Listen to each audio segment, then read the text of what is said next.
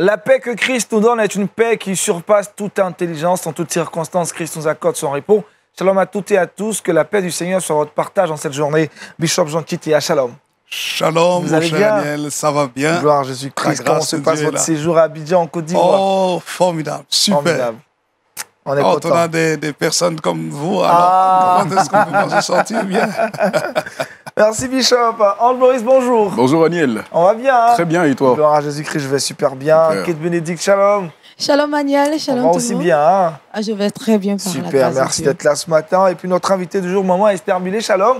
Shalom, Aniel. On va bien, hein? Très bien. Gloire à Très Jésus-Christ. bien. Bonne heureuse Merci, année Seigneur. 2022. On est content de vous savoir avec nous ce matin. En tout Pour cas, cette belle vraiment, matinée de ce mercredi. justement, on bénit Dieu pour toutes ses œuvres qui se renouvellent chaque matin. Amen, amen, amen. Merci, Seigneur. Avec toi, on parlera de cette thématique suivante. Pourquoi respecter les enfants? Quel est l'intérêt Effectivement. d'aborder cette question? L'intérêt, c'est tout simplement divin, parce que c'est Dieu qui nous a tous créés. Il a créé chaque personne en tant qu'un enfant unique et avec beaucoup de dignité. Donc, il va falloir que nous puissions entrer dans la pensée de Dieu au travers de ce que nous allons partager tout à l'heure. Super, restez donc avec nous pour en être davantage instruits. Bénédicte, sujet du jour avec toi, Trickbox. Alors, on va respecter la marmite cette fois-ci. On respecte les enfants, on va respecter les On va marmites respecter aussi. la marmite cette Ah. fois-ci. Alors, j'ai 3 astuces pour vous permettre de nettoyer une marmite brûlée. Qu'est-ce qui brûle les Wow. marmites là d'ailleurs? Non, tu sais, il y a des moments... Les faux cuisiniers là, où les faux cuisiniers? Ça n'a rien à voir avec- Ils sont tellement concentrés parfois sur la tête ou bien en cuisine et puis on a beaucoup de choses à faire. C'est ça, pendant qu'ils regardent Wake Up Après, le voilà, matin. on regarde Wake Up, sont concentrés sur Aniel et puis, aïe, le riz brûle. Donc on va aider les mamans à On va nettoyer la aider la marmite. maman. C'est ça. Super. Ange-Maurice avec toi, Culture Actu, le saviez-vous? Oui, aujourd'hui dans Culture Actu, le saviez-vous, nous allons parler de plusieurs questions qui minent la vie du chrétien à travers des propositions d'ouvrages littéraires. Et dans le saviez-vous, nous allons parler d'une dame, d'une vieille dame qui a décidé de se baptiser après de longues années de réflexion aux États-Unis. C'est intéressant tout ça. Vous connaissez le programme, le menu de cette émission de ce jour, mais on commence toujours par la parole de Dieu et nous allons méditer avec vous. Méditons ensemble.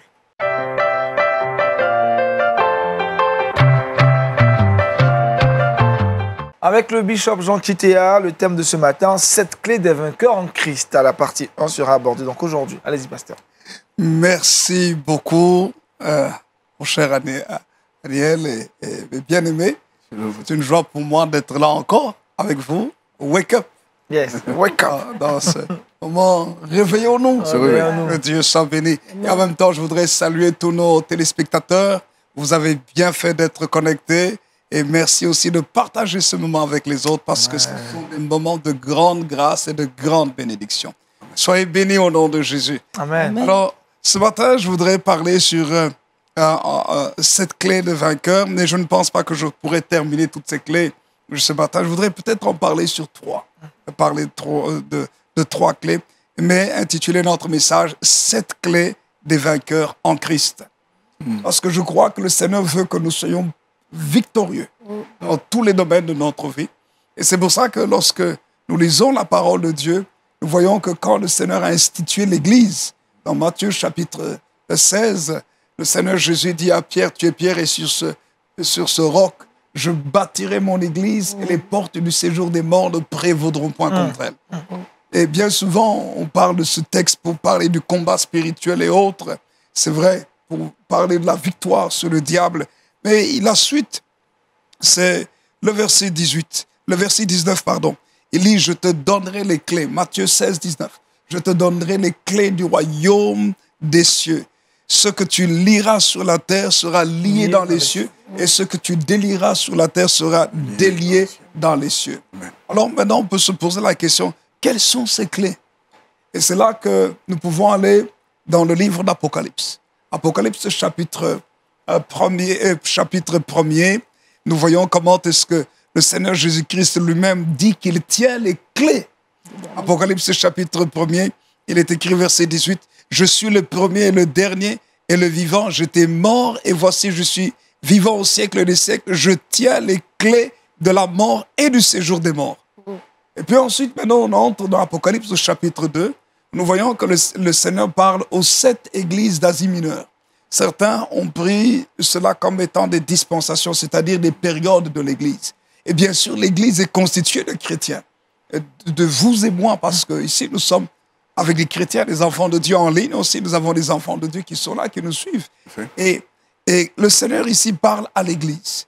Et nous pouvons voir au travers de cette Église aussi, cette non seulement communauté, mais nous voyons aussi des différents caractères ou des différentes situations dans lesquelles nous pouvons nous trouver.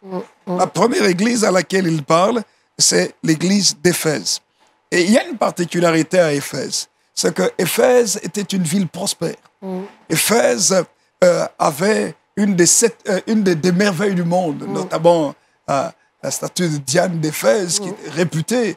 Mais Éphèse était caractérisée aussi par l'occultisme. Et l'apôtre Paul a parlé de cette ville qui était riche économiquement parlant. Et quand il écrit aux Éphésiens, il vient montrer la véritable richesse. C'est celle que Christ nous donne. Amen. Et quand vous lisez, il termine aussi en parlant du combat spirituel. C'est dans le livre d'Éphèse où vous voyez que l'apôtre Paul parle dans Éphésiens chapitre 6, à partir du verset 10. Il nous dit de nous revêtir de toutes les armes de Dieu pour pouvoir résister contre les ruses du diable et de tenir dans le mauvais jour. Et puis il dit, car nous n'avons pas lutté contre la chair et le sang, mais contre les dominations, les autorités, les princes de ce monde des ténèbres et les esprits méchants dans les lieux célestes. Et puis il donne maintenant la panoplie de l'armure du chrétien. Et tout cela, pourquoi? Pour être victorieux. Amen. Et c'est ce que le Seigneur nous appelle à être vainqueur. Et pour être vainqueur, c'est pas seulement je me lève dans le combat spirituel. Ah non. Quel est le soldat qui gagne la guerre juste en prenant des armes? Non, il doit d'abord avoir une formation. Il doit avoir une discipline.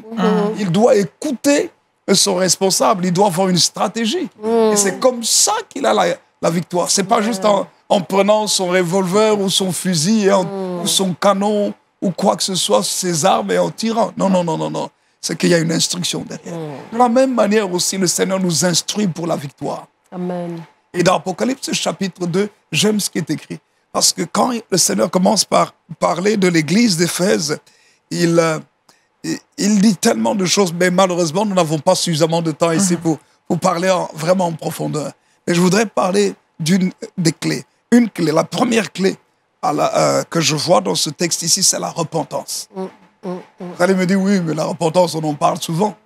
C'est pour les nouveaux chrétiens. Mais on ne comprend pas que la repentance est une des plus grandes bénédictions Plus grande, que l'on effectivement. puisse avoir dans notre vie. Vous savez pour quelle raison? C'est clair. Quand il commence, il dit, c'est Apocalypse chapitre 2 à l'église d'Éphèse, il dit, souviens-toi, verset 5, il dit, souviens-toi donc d'où tu es tombé, repens-toi et pratique tes premières œuvres, sinon je viendrai à toi et j'ôterai ton chandelier de sa place, à moins que tu ne te repentes.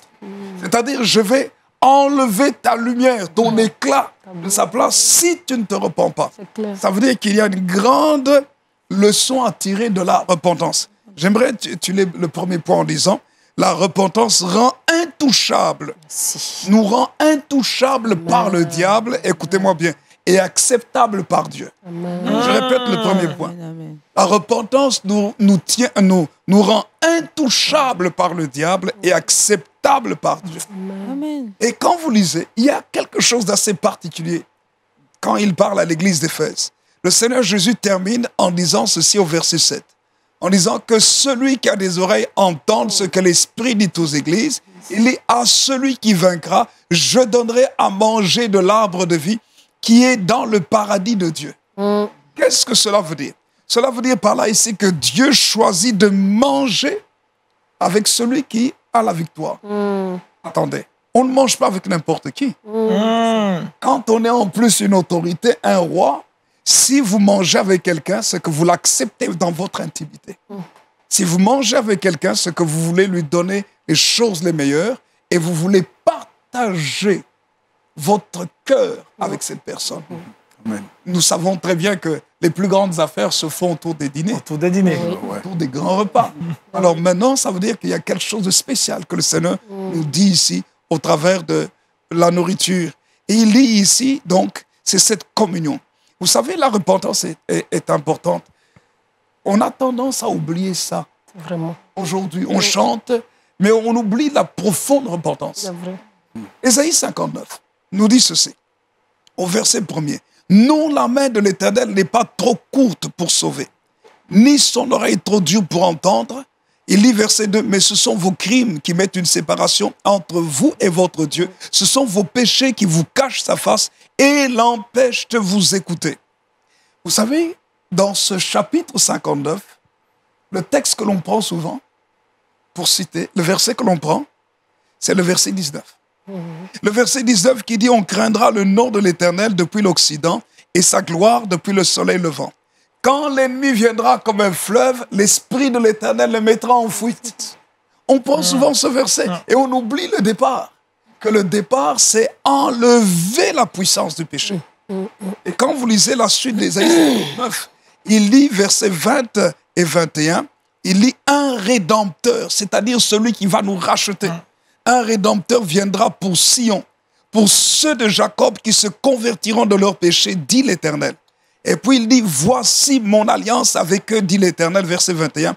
Mon esprit qui repose sur toi et mes paroles que j'ai mises dans ta bouche ne se retireront point de ta bouche, ni de la bouche de tes enfants, ni de la bouche des enfants de tes enfants, dit l'Éternel, dès maintenant et à jamais.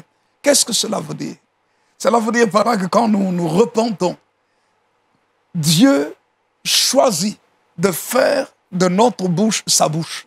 Amen. C'est-à-dire qu'il met sa parole en nous. Quelle est la caractéristique de la parole de Dieu? Cette parole a une puissance de victoire. L'herbe sèche et la fleur tombe, mais la parole de Dieu subsiste éternellement. Amen. Ça veut dire que lorsque nous pouvons prononcer les promesses de Dieu, ces promesses vont se réaliser. La parole de Dieu a une puissance créatrice. Elle va nous amener à vivre des choses qui ne sont pas possibles. Car rien n'est impossible à Dieu. Et tout est possible à celui qui croit. Amen. Alors, la repentance, c'est enlever le péché, regretter son mal pour pouvoir s'aligner dans la position avec Dieu. Et quand nous nous alignons réellement dans cette position agréable, favorable, devant Dieu, nous marchons dans la puissance parce que Dieu devient très intime avec nous. Et on ne doit jamais oublier la repentance. Amen. Ce n'est pas réservé juste aux nouveaux chrétiens. Et dans notre vie, quand nous commettons une erreur, nous devons demander pardon. David était un homme de repentance. Oh. Toute sa vie. Et c'est pour ça que Dieu a dit de David, c'est un homme selon mon cœur. Et Dieu l'a fait roi pour toujours. Béni soit le Seigneur. Amen. Deuxième clé, c'est la fidélité. La fidélité. La fidélité au Seigneur nous permet de recevoir la couronne de vie. Amen. Il n'y a que les vainqueurs qui sont admis au grand banquet. Deuxièmement, ce sont les vainqueurs qui reçoivent la couronne. Mais pour recevoir une couronne, il faut être fidèle. Et la fidélité au Seigneur nous permet de vivre cela. C'est là que nous pouvons lire dans Apocalypse au chapitre 2, quand vous lisez l'histoire de l'église de Smyrne. C'est l'église à laquelle le Seigneur ne fait aucune remarque. Mais nous voyons que malgré les épreuves, il dit « Sois fidèle jusqu'à la mort et je te donnerai la couronne de vie. » Mon bien-aimé Aniel, vous savez par exemple LMTV. J'aime parler de LMTV parce que, pas seulement parce qu'on est invité sur LMTV, mais parce que quand j'ai découvert LMTV, j'ai vu un grand travail qui se fait dans LMTV. Mais il ne faut pas oublier que LMTV va quelque part et il y a des couronnes de grâce que Dieu a réservées. Mais pour pouvoir vivre ces couronnes de grâce, cette élévation, cet honneur, il faut être fidèle. C'est clair. Amen. Fidèle.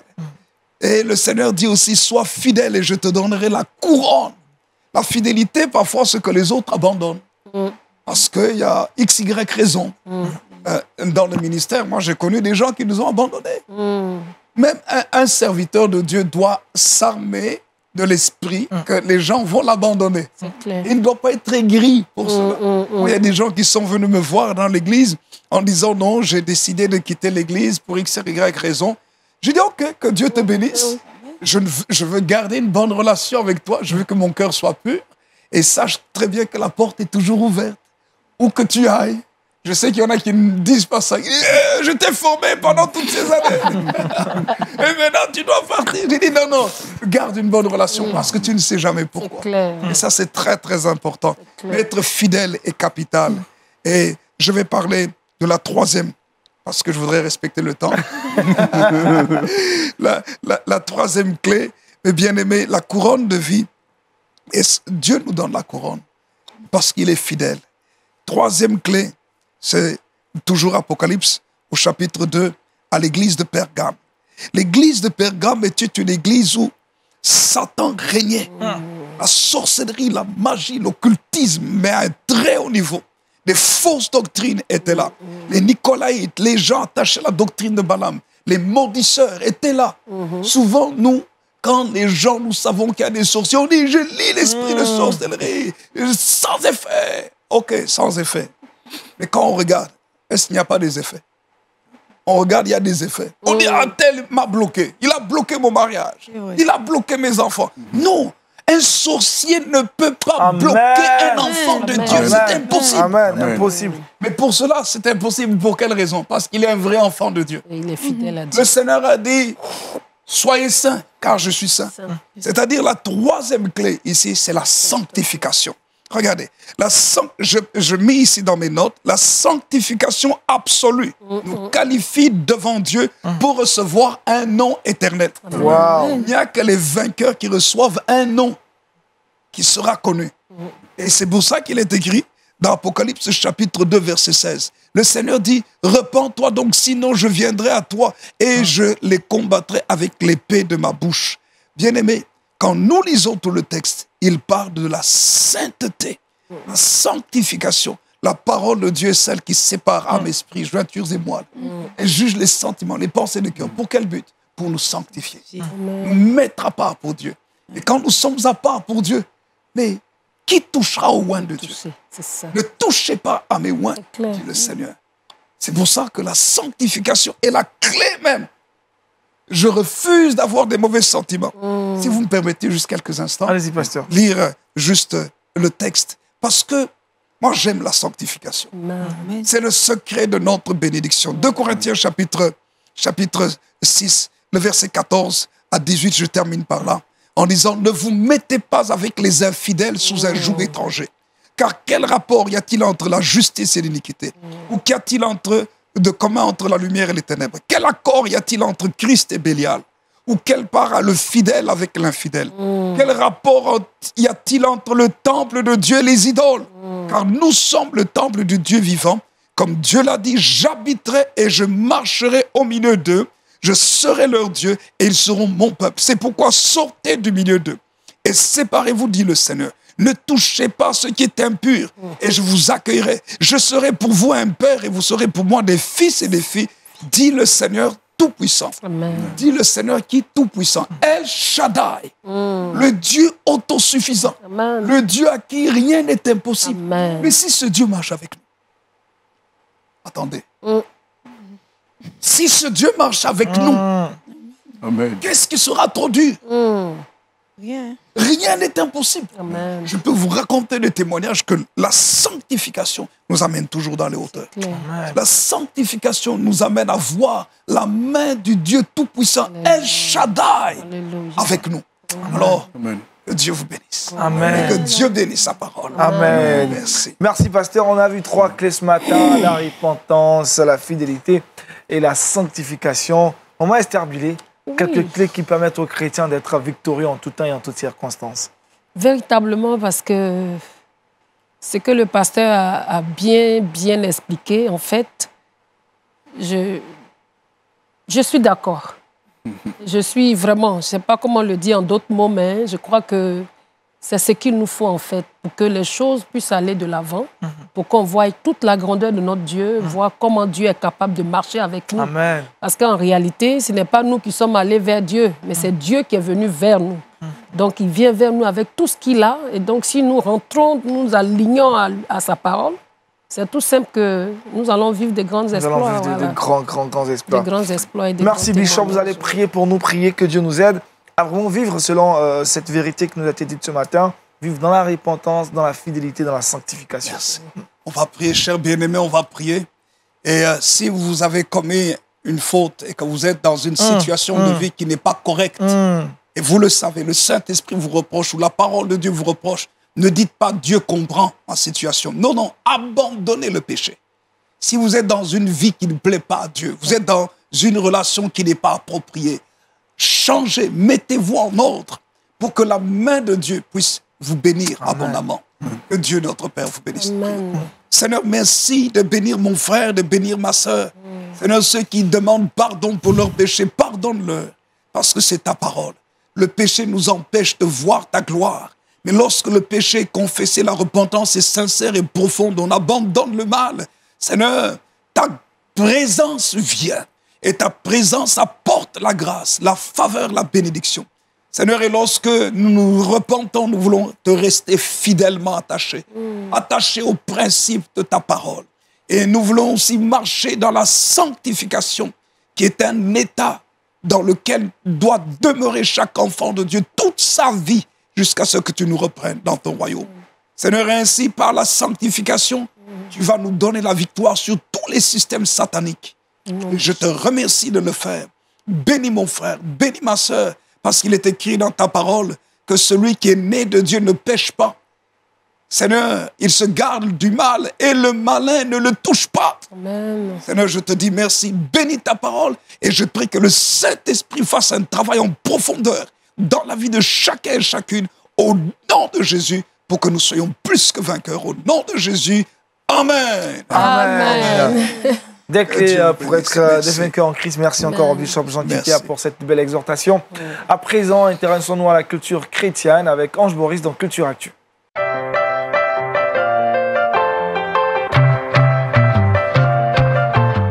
Avec Ange Boris, nous parlons littérature ce matin. Et aujourd'hui, nous nous proposons deux ouvrages qui minent la vie du chrétien, deux sujets particulièrement qui sont partie intégrante de la vie du chrétien. Et le premier ouvrage est le suivant, Méditez et vous vivrez, paru en 2020 de l'auteur Patrick Goujon. C'est un livre de 192 pages qui va traiter du sujet de la méditation. Est-ce que la méditation est importante dans la vie du chrétien? Des questions auxquelles pourrait-on répondre dans ce livre. Il va d'abord commencer par dépeindre l'atmosphère dans laquelle les premiers chrétiens méditaient pour créer une connexion avec le Seigneur.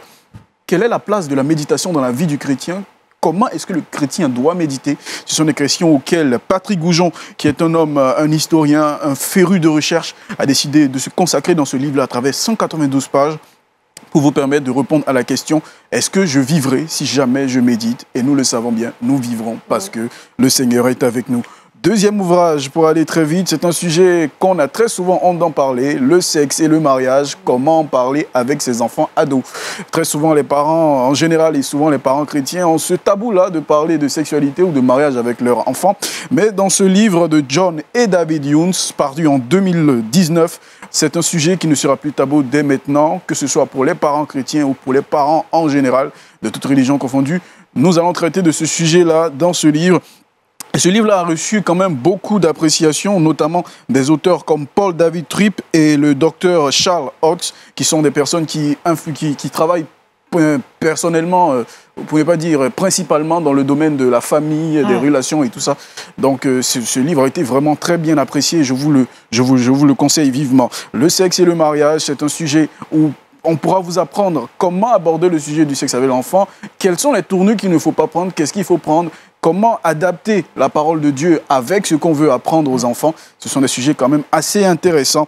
Je vous les conseille vivement. Je vous rappelle les deux titres d'ouvrages que nous proposions aujourd'hui. Méditez et vous vivrez de Patrick Goujon, sorti en 2020, et Le sexe et le mariage, comment en parler aux enfants de John et David Younes, paru en 2019. Voici pour le Culture Actu du jour. Merci Ange Boris Momombilé sur ces ouvrages, les thématiques abordées dans ces ouvrages. Je crois que c'est de bonnes thématiques et puis ça va beaucoup aider les familles parce que c'est vraiment un sujet tabou, hein, le sexe avec les enfants. Leur en parler, c'est un peu difficile, on ne sait pas vraiment comment s'y prendre. Je crois qu'à travers ces livres, on peut avoir quelques petites techniques et tout. Et puis, dire aussi aux parents que ce serait mieux quand on ne peut pas parler de quelque chose avec les enfants, qu'on trouve un livre qui fait référence et on donne à l'enfant pour lire et puis après les questions vont suivre et puis on discute. Voilà, donc... bonne stratégie. Hein. Bishop Jean Quitté. Hein.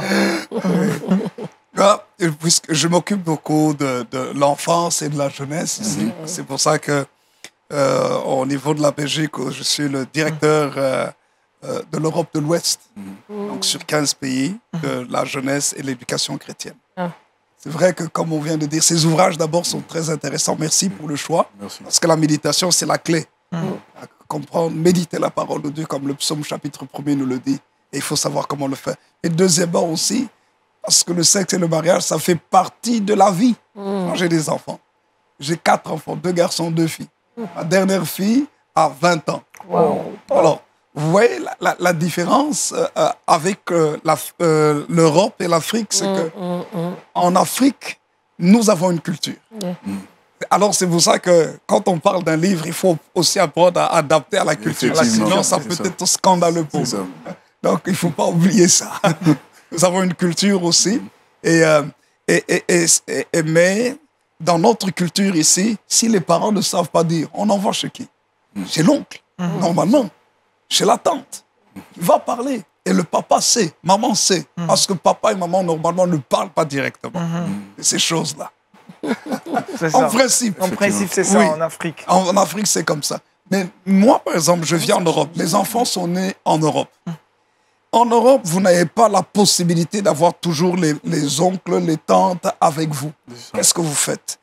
Vous trouvez aussi, si vous pouvez trouver, des frères et des sœurs, des responsables qui sont là pour vous aider, pour vous assister. Sinon, vous le faites vous-même. C'est que vous adoptez les méthodes qu'il faut pour pouvoir parler. Moi, un jour, ma première fille fait des études de théologie.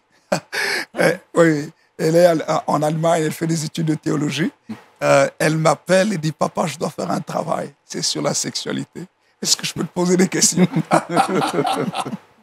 Alors là, vous devez oublier que vous êtes papa. Oui. Vous devez me mettre maintenant dans la peau du pasteur et du leader aussi des jeunes gens pour parler à votre fille. Et je lui ai aussi envoyé des textes pour l'aider. Parce que, vous savez, c'est bien d'en parler. Et j'aime le wake-up ici. C'est bien d'en parler. Pourquoi? Parce que il y a un grand problème que nous avons. Avec tous les réseaux sociaux ici, on laisse le monde enseigner. Oui. Alors que non, notre responsabilité, c'est d'aider, d'encadrer nos enfants. Parce qu'il y a une grande pression sexuelle qui est là. Et on ne peut pas se mentir. Les parents peuvent fermer les yeux. C'est faux. Faux, hein? Les enfants, aujourd'hui, connaissent beaucoup. Mais oui. Et il faut pouvoir maintenant leur parler et aujourd'hui, les parents sont des illettrés. Dans le droit chemin. C'est très, très, très important. Très important. Merci en tout cas. C'est juste un peu ça. Merci Bishop. On rappelle les titres des ouvrages. Je rappelle le titre des ouvrages. Le premier ouvrage, Méditez et vous vivrez. Je reprends. Méditez et vous vivrez de Patrick Goujon. Et le deuxième, Le sexe et le mariage. Comment en parler aux enfants de John et David Younes. Merci Ange Boris. On va parler maintenant éducation d'enfants. Pourquoi respecter les enfants avec maman Esther Millet? C'est dans le Kids Time, mais c'est maintenant.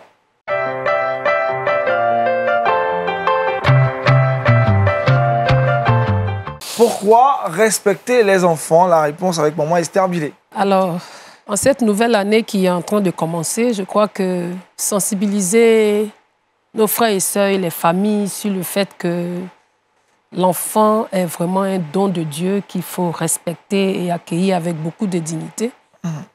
À ce sujet-là, je voudrais vraiment partager sur un texte de Marc, le chapitre 9, à partir du verset 33 jusqu'au verset 37, que notre sœur va nous lire. Je lis la parole de Dieu. Il arrivait à Capernaum. Lorsqu'il fut dans la maison, Jésus leur demanda, « De quoi discutiez-vous en chemin ?» Mais ils gardèrent le silence, car en chemin, ils avaient discuté entre eux pour savoir qui était le plus grand. Alors il s'assit, appela les 12 et leur dit, « Si quelqu'un veut être le premier, il sera le dernier de tous et le serviteur de tous. » Et il prit un petit enfant, le plaça au milieu d'eux et l'ayant pris dans ses bras, il leur dit, « Quiconque reçoit en mon nom un de ces petits enfants, me reçoit moi-même. Et quiconque me reçoit, reçoit non pas moi, mais celui qui m'a envoyé. Alors, voici notre texte qui sera l'objet de notre méditation. Le Seigneur Jésus qui arrive à Capernaum avec ses disciples, leur pose la question sur l'objet de leur discussion. Il se trouve que les disciples étaient en train de discuter sur qui était le plus important. Alors, le Seigneur de leur dit que le plus important pour lui, c'était le plus petit, pas le plus grand. Et que, montrant un enfant comme exemple, il leur dit, celui qui reçoit un enfant le reçoit lui-même. Donc là, Dieu s'identifie à l'enfant. Alors, je voudrais réellement appeler tout le monde à réellement s'occuper de cette thématique parce qu'elle est très importante et elle tient au cœur de Dieu, l'enfant. L'enfant doit être réellement respecté parce que Dieu s'identifie à un enfant. Et avec Dieu, ce n'est pas le plus grand qui est digne d'honneur, digne de respect, mais c'est le plus petit. Alors, l'enfant étant tellement important, en tant que famille chrétienne famille chrétienne, nous devons ensemble changer ou aligner notre façon de penser à l'enfant sur la parole de Dieu, sur l'alignement du Seigneur, afin que véritablement nous puissions honorer Dieu dans notre vie de tous les jours, parce que ça aussi, c'est une bonne adoration qui monte à Dieu. L'enfant est vraiment une personne très importante pour Dieu. Et avec Dieu, ce n'est pas le plus grand qui est digne d'honneur, mais c'est justement l'enfant. Et nous rencontrons beaucoup de problèmes dans nos familles, dans nos églises, parce que justement, nous n'alignons pas nos pensées à celles de Dieu, au point de voir l'enfant comme Dieu le voit. Mais nous voyons généralement l'enfant comme la personne qui ne nous sert à rien, qui ne peut rien nous apporter, une personne qui n'a pas le droit de parler quand les grandes personnes parlent. Alors qu'en réalité, l'enfant fait partie du projet de Dieu et l'enfant fait partie de la mission de Dieu, l'enfant fait partie de la vie de Dieu.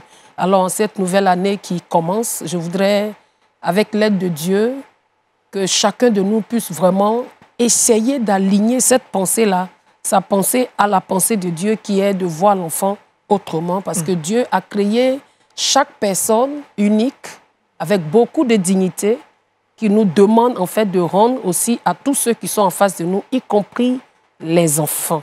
Vu que déjà chez nous, en Afrique ici, la culture fait en sorte que l'enfant, vraiment, c'est la dernière personne à laquelle on pense dans la maison, alors que pour Dieu, ça devrait être la première personne à laquelle on pense. Un enfant est digne d'être respecté, digne d'être honoré. Déjà, dans le psaume 8, l'auteur dit que c'est à la bouche de ceux qui sont à la mamelle que Dieu a déposé sa gloire pour dire que Dieu, pour se défendre devant ses ennemis, il utilise simplement la bouche des enfants. Donc, encore une fois de plus, l'enfant est très important. L'enfant n'est pas à rejeter, l'enfant n'est pas à négliger. L'enfant est réellement à prendre en compte dans tout ce que nous faisons. Voilà. Et quels sont les signes d'un manque de respect vis-à-vis d'un enfant? C'est déjà un enfant rebelle. C'est un enfant qu'on ne respecte pas. Ça, c'est déjà un signe. Un enfant qui est agressif, c'est un signe qu'on ne le respecte pas à la maison parce qu'il se sent tout de suite en train de vouloir se défendre vis-à-vis de celui qui est en face. Parce que l'enfant, je le disais sur ce plateau, qu'il ne nous rend que ce qu'on lui donne. Voilà. Si on lui donne beaucoup d'amour, vous allez voir que c'est un enfant qui aura du respect pour les autres. Si on lui donne beaucoup de temps d'écoute, vous allez voir qu'il va gagner en estime de soi. Alors, il va pouvoir s'intéresser à ceux qui sont autour de lui. Et l'enfant fait partie de la communauté, il fait partie de la société simplement. Donc, voilà quelques signes qu'on peut déjà relever. Donc, l'agressivité de l'enfant, l'enfant qui aime insulter, l'enfant qui est agité dans tous les sens, un enfant qui touche à tout, qui est turbulent, comme on le dit en général. Voilà, ça, que faire quand on remarque ces signes, on voit ces symptômes? La première chose, c'est de faire référence aux parents. Essayer de voir comment ils interagissent avec l'enfant. Ça peut déjà nous aider. Donc, connaître l'histoire de la famille avec l'enfant et puis voir surtout l'âge de l'enfant, pourquoi il a cette façon d'agir. Parce qu'après, ça va dépendre de l'âge. Il y a déjà aussi, quand on atteint la pré-ado ou l'âge ado, déjà le cerveau a un changement, donc l'enfant devient un peu plus, on va dire, l'adrénaline monte plus. Mais quand il a, on va dire, 2 ans, qu'il est très agité ou qu'il est assez turbulent, forcément, il y a y a, on va dire, un manque de respect. On va dire ça comme ça, un manque de respect. C'est-à-dire, on ne prend pas l'enfant en compte, on ne prend pas ses désirs en compte, on ne l'écoute pas assez, on ne lui donne pas du temps et tout ça. Donc, du coup, il fait tout ça pour se faire remarquer. Voilà, donc c'est un appel à l'aide, quoi. Voilà, il attire l'attention, c'est juste. Donc, voilà un peu ce qu'on peut... Bishop Jean, respecter les enfants. Oui. Respecter les enfants d'abord parce que c'est une émanation de soi-même. C'est quelqu'un qui vient de votre corps. C'est une partie de vous-même. Il faut être fou pour détruire ce qui provient de soi-même. C'est qu'il y a un problème. C'est qu'on est beaucoup fous. C'est qu'on est nombreux les fous. On est beaucoup. Ça c'est une première chose. Une deuxième chose, moi je me rappelle quand les enfants sont nés, chaque enfant qui naît est un miracle. C'est extraordinaire de voir comment est-ce qu'un être humain sort d'un autre être humain. C'est un miracle de Dieu. Il n'y a pas d'autre mot. Alors maintenant, si on comprend que c'est un miracle de Dieu et que Dieu nous a prêté cet enfant et que Dieu nous a donné une mission vis-à-vis de cet enfant, l'élever correctement, mais nous ne pouvons pas le traiter n'importe comment. Yes. C'est clair. C'est pour ça qu'il faut savoir dans quel cadre nous nous situons. Est-ce que nous sommes des chrétiens ou nous sommes monsieur et madame tout le monde? Si nous sommes des chrétiens, il y a des principes où on parle d'éducation. L'histoire, le livre de Deutéronome nous parle, même quand le Seigneur Jésus prend les enfants, c'est pour montrer comment est-ce qu'il faut les valoriser. Ces enfants, les anges de Dieu sont là pour eux, les visitants. Non seulement ça, le Seigneur prend soin d'eux parce qu'ils ont une innocence importante. Et c'est pour ça que le Seigneur dit que ne pas rejeter les enfants, celui qui le reçoit, parce qu'ils sont purs de cœur, les vrais enfants. Mais l'impureté des enfants vient d'où? De leur environnement. Leur environnement. Justement. Donc, Bien souvent, quel est le milieu dans lequel l'enfant grandit? Qu'est-ce que les parents permettent ou ne permettent pas? Est-ce que les parents éduquent leurs enfants ou pas? Et ça, c'est très, très, très important. La responsabilité parentale. Maman, merci beaucoup pour cet exposé. Parce que, bien aimé Aniel, c'est que beaucoup de parents ont démissionné. Et ce n'est pas bon. Il faut grandir avec ses enfants. Moi, je vous ai dit, j'ai 4 enfants. Mes 2 premiers, c'est des garçons. Les 2 autres, c'est 2 filles. Mais nous causons avec les enfants, nous rigolons avec les enfants. Quand ils ont un problème très sérieux, on parle avec eux. Et vous voyez que ça les aide à traverser toutes les phases, les crises de la vie. Et qu'on peut les valoriser malgré leurs erreurs, vous voyez que vous pouvez sortir de le potentiel. Quand un enfant est difficile, il faut savoir pourquoi. Ça peut être un problème de santé et qui n'arrive pas à exprimer. Un problème hormonal. Il est très agité parce qu'au niveau hormonal, il y a un problème. Il faut aller consulter le médecin. Ça peut être l'environnement, le milieu dans lequel il est. Sa nature à lui, c'est un enfant sportif. Il court dans tous les sens. Il bouge. On va dire, cet enfant, il ne comprend pas, il n'est pas calme. Mais non, c'est sa nature. Emmenez-le dehors. Laissez-le courir, se dépenser, se fatiguer. Vous allez voir qu'il sera bien. Parce qu'il y a des enfants sportifs. Donc, ça veut dire par là, quelle est la nature des enfants? Chaque enfant a une nature. Il faut apprendre à découvrir. Il ne faut pas dire, toi, tu n'es pas comme l'autre. Et c'est ça qu'on fait souvent. Toi, tu n'es pas l'enfant, tu n'es pas comme l'enfant. Non, non, non, non, non, non. Chaque enfant est spécifique. C'est pour cela que j'ai insisté sur la notion unique. Exactement. Voilà. Tout à fait. Unique. Tout à fait. Oui. Même s'ils viennent à 2 qui sont jumeaux, il y a toujours ce principe d'unicité. Ça se dit, non? Oui, tout à fait. De singularité. Tout à fait. Et je trouve qu'effectivement, nous devons vraiment bénir le Seigneur pour chaque enfant. Vous savez, j'ai découvert que chaque être humain a une richesse extraordinaire. Que même les brigands, les bandits, vous les prenez, vous les analysez, vous prenez le temps avec eux, vous pouvez faire sortir de le meilleur si vous vous intéressez à eux. Yes. C'est la même chose que les enfants. Alors que Dieu nous aide à ne pas oublier les enfants. Amen. Amen. Amen. Une question? C'est dit qu'il y a des parents qui démissionnent sans savoir qu'ils ont démissionné.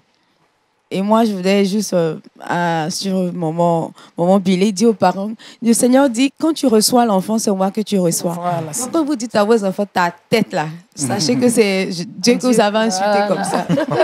Et soi-même aussi. C'est ça. Soi-même Sa aussi. tête là vient de... Donc, je pense qu'à partir de maintenant, les parents sauront comment s'adresser à l'enfant pour ne pas le frustrer. et Avec frustrer le beaucoup de Seigneur. respect. Beaucoup de respect. Voilà, j'aime. Si j'ai une question. Vas-y, Oui, rapidement. Oui, en tout cas, vraiment, merci beaucoup pour le message. Mais moi, j'aimerais savoir, est-ce que trop respecter l'enfant ne va pas entretenir son état capricieux? Je ne dirais même pas ça parce que il faut qu'on comprenne que l'enfant vient au monde, on va dire, comme une page blanche. D'accord. Et c'est notre interaction en tant que parent avec l'enfant qui lui donne de déterminer aussi une partie de sa personnalité.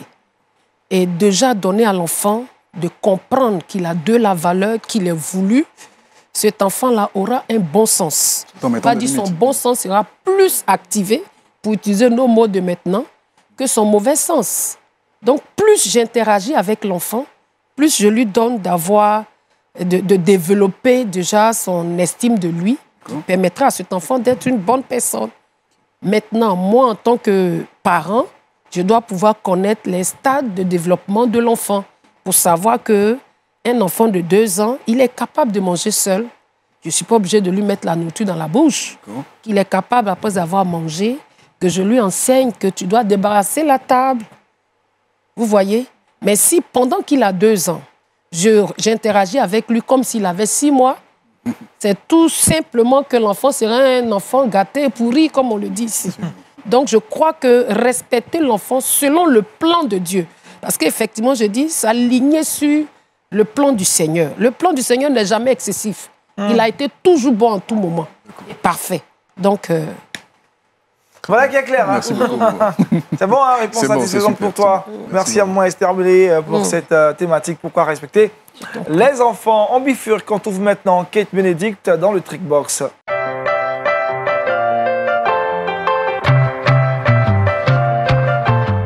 Trois astuces pour nettoyer une marmite brûlée. Effectivement, c'est de ça que nous allons parler. Alors, moi, j'ai 3 astuces pour vous. D'abord, le bicarbonate de soude. Bon, Billy, oui, est-ce que vous cuisinez que la marmite est brûlée? Quelle est l'astuce que vous utilisez? je mets assez d'eau C'est tout. et je fais réchauffer un peu. Et après, quand ça c'est pas assez mou, je prends l'éponge en fer, là, ce qu'on appelle grillage. Là. Voilà, et puis je gratte avec toutes mes forces. Avec toute la force. Voilà. Bon, cette fois-ci, l'astuce que je vais vous donner va vous permettre d'éviter de mettre toute la force. OK. C'est là, j'ai brûlé une de mes marmites avant de venir. Là. Vous allez appliquer l'astuce. Là, ça tombe bien. Ça tombe très bien. Alors, la première astuce, c'est d'abord d'utiliser le bicarbonate de soude. OK. Donc, vous allez mettre une bonne quantité de bicarbonate de soude dans votre marmite. Je dis une bonne quantité parce que ça va dépendre de la marmite. Elle peut être grande, 5 kg, 10 kg, ça dépendra. Donc, vous mettez une bonne quantité de bicarbonate de soude, vous ajoutez 2 ou 3 tasses d'eau et vous laissez bouillir le tout. Comme Maman Billy l'a fait, mais juste qu'il fallait le bicarbonate de soude pour que ça soit parfait. OK. Donc, le bicarbonate de soude, vous laissez bouillir et ensuite, vous lavez votre marmite. Wow. Donc, vous allez récupérer une marmite nickel, quoi. Yeah. Et puis, la deuxième astuce consiste à utiliser de la cendre de bois. Ah. Mon Billy, si vous vous rappelez, je ne sais pas si le Bishop aussi se souvient, au village, quand la marmite est brûlée, quand on finit de cuisiner avec le feu de bois, on prend la cendre et puis On mettait ça on autour nettoie de- rapidement. C'est vrai. Pour ceux qui ont fait le village, Oui, comme on- Agnès et moi. oui, j'ai fait le village, j'ai fait le village. Moi aussi, bien sûr. Hein, parce Vous voyez? que- Donc voilà, c'est la même astuce, c'est pareil. Donc vous prenez la cendre de bois dans votre marmite, vous laissez bouillir encore et vous lavez votre marmite. Vous allez récupérer une marmite très nickel. Wow. Puis la dernière astuce, ça concerne le sel fin. Voilà, mon billet du Donc mettez une bonne quantité de sel fin dans votre marmite, vous laissez poser 1 heure de temps. Cette fois-ci, pas besoin de mettre votre marmite au feu. Après ces 1 heure de temps, vous lavez votre marmite avec votre grillage et vous allez récupérer une marmite nickel, quoi, comme jamais utilisée. Wow, parfait. Donc voilà 3 astuces, je vais récapituler. Le bicarbonate de soude, la cendre de bois et le sel fin. Ah, moi, je connais très bien l'astuce de la cendre de bois, là, ça marche à tous les Ça coups. marche sur tous Ah, les mais- coups. Les coups. Mais en ce moment-là, ça sera dur parce que où on va trouver ça? C'est le vendeur de choukouya ou comment? Maintenant, c'est le butane. Et heureusement qu'il y a le bicarbonate qui est là, à niveau. Et si vous n'avez pas de bicarbonate, le sel fin fera l'affaire. On va utiliser le bois, on lutte contre la déforestation. Voilà. Protéger la planète. On est dans le reboisement actuellement. On va préserver la planète. Le bicarbonate dessous de le sel fin. Voilà. Mais si vous êtes au village, dans des contrées lointaines, il n'y a pas de problème. Voilà. Encore là, avec mesure. Hein. Avec mesure. Merci Kate. On va retrouver, pour terminer cette émission, Ange Boris dans Le Saviez-vous.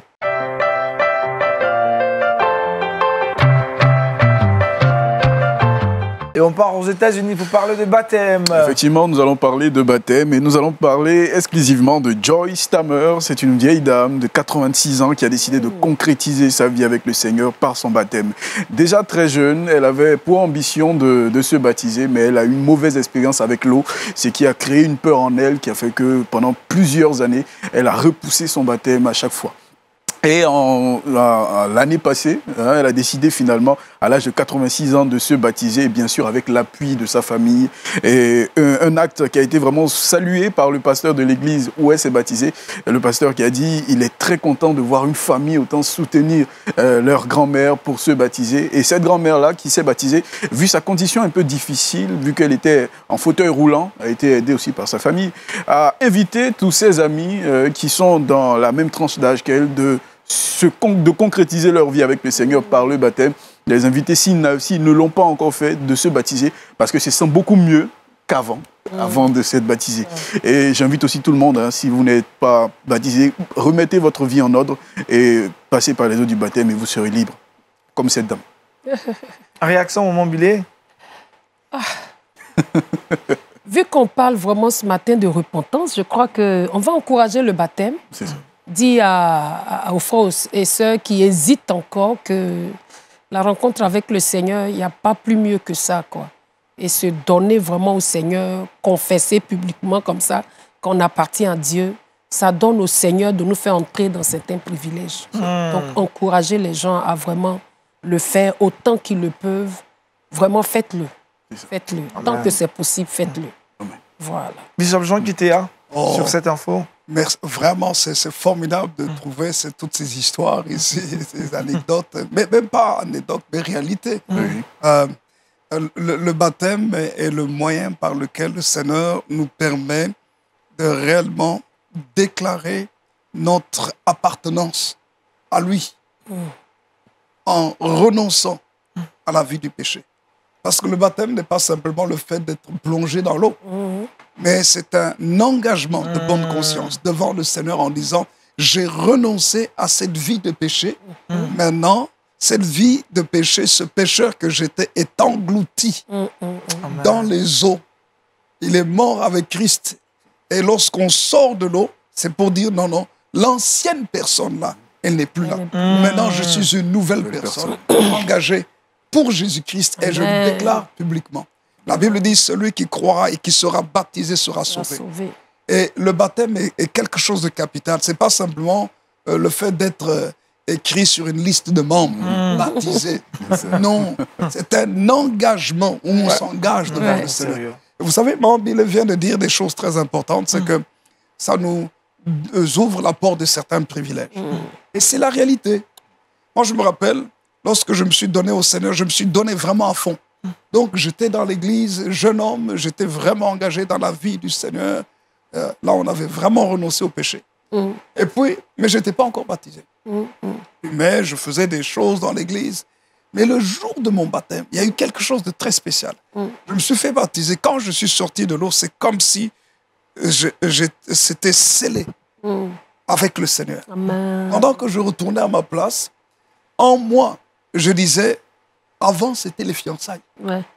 Et maintenant, c'est les choses. Allez, le mariage avec le Seigneur. Jésus. Et depuis, non. Vous vivez à fond. Mais oui, mais oui. Et les avantages, mais attendez, il y a une différence entre celui qui est marié et celui qui est fiancé. Mais oui, c'est clair, c'est clair. Vous comprenez? C'est clair, ouais. On a tout compris. C'est clair. Merci beaucoup. C'est pourquoi ceux qui sont fiancés, Mariez-vous quand c'est le temps. Hein. Ouais, quand vous avez le temps, Il y a des pasteurs, quand ils baptisent le premier, tu as peur. Hein, parce que la manière dont ils plongent dans l'eau même. Oui. C'est peut-être ça aussi. Vraiment, on va demander au pasteur de faire un peu l'effort de moins nous effrayer. Non, c'est vrai Il vous montre combien c'est important de le faire, c'est tout. Hein. Avec passion. Avec passion, avec toute la détermination. C'est là. vrai que, et c'est là que je rejoins un peu avec ce que maman disait tout à l'heure pour les enfants. Dans tout ce que nous devons faire, nous devons avoir du tact. Même lorsque nous baptisons quelqu'un, nous devons considérer la personne. Oui. On ne va pas baptiser la maman qui a 89 ans, 86. 86 ans. Comme vigilance, de 12 ans. Non, il y a toujours la délicatesse et la courtoisie qu'il faut avoir parce que nous faisons quelque chose dans la vie pour quelqu'un. C'est très, très important. C'est comme quand on se marie. Même si vous aimez la femme depuis, vous êtes précis, vous n'allez pas prendre la main vite et puis mettre la bague n'importe comment. Il y a une délicatesse. C'est la même chose aussi dans tout ce que nous faisons. Voilà. C'est clair et net. Le verset boussole, merci Ange Le Maurice. verset boussole, 1 Jean, le verset 1, chapitre 1, verset 9. Si nous confessons nos péchés, il est fidèle et juste pour nous les pardonner et pour nous purifier de toute iniquité. Merci au pasteur pour cette exhortation ce matin, cette clé des vainqueurs en Christ. On en a vu 3 aujourd'hui, la repentance, la fidélité et la sanctification. Merci Bishop, ça nous a fait énormément du bien. Merci à Maman Billy, on en a parlé, donc du respect des enfants. Merci à Kate, merci à Ange Maurice, merci à toute l'équipe de production, de réalisation de Wake Up. Merci de nous avoir suivis en RDC, au Congo, mais aussi au Gabon, au Cameroun, dans toute l'Afrique centrale. Que Dieu vous bénisse énormément. Demain, vous serez avec Daniel Kragou, je vous retrouverai donc le vendredi. D'ici là, portez-vous bien. Excellente suite de programme sur la TV. La vie chez vous. Shalom.